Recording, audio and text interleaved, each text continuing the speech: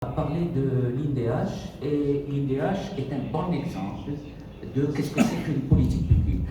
C'est un ensemble de programmes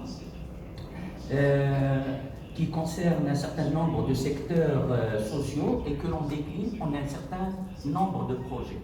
Et il est important que l'on procède à une évaluation d'une politique publique comme l'INDH. Alors pourquoi Pour au moins trois raisons. La première, c'est que les ressources rares, les ressources dont on dispose un pays comme le Maroc sont rares. Il est important que l'on sache où l'on met notre argent. Ça, c'est le premier point. Le deuxième point, c'est que généralement, ces politiques publiques, dans un pays comme le Maroc toujours, sont financées par soit de l'aide, soit par l'appel aux bailleurs de fonds. Et ces bailleurs de fonds exigent qu'il y ait une évaluation de ces politiques.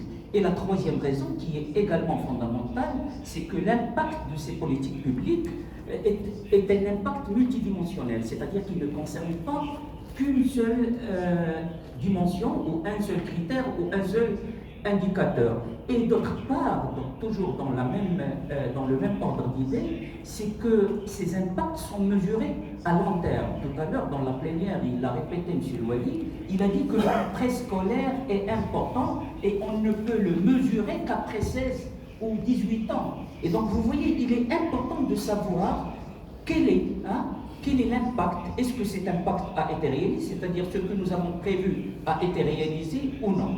Alors, je vais revenir à l'histoire de l'évaluation des politiques publiques. Les organismes internationaux, quand ils ont exigé ou suggéré aux pays en voie de développement comme le nôtre de mettre en place des systèmes d'évaluation, c'était surtout des évaluations a posteriori, c'est-à-dire après que le projet ou le programme ou la politique ait été déclenché, on met en place un système d'évaluation des politiques publiques. Et donc c'était des évaluations instantanées ou qui se faisaient pendant un moment ou à un moment donné.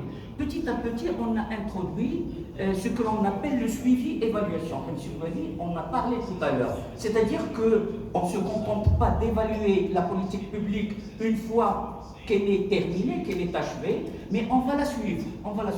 Maintenant, on s'est rendu compte depuis un certain temps qu'il est très important d'évaluer la politique publique également avant sa mise en place. Tout à l'heure, chez Louali, et je profite de sa présence parce qu'il nous donne des exemples concrets, il a dit qu'un dirham investi, ça a été investi dans l'éducation, c'est 13 dirhams de réaliser. Mais très bien, mais comment on va le savoir? Il faut le savoir au début. Peut-être c'est plus, peut-être c'est moins, etc. Et donc maintenant, l'évaluation est perçue comme étant un processus continu. C'est un processus qui s'inscrit dans le cadre du cycle du projet, c'est-à-dire dans le cycle de la programmation du projet ou de la politique.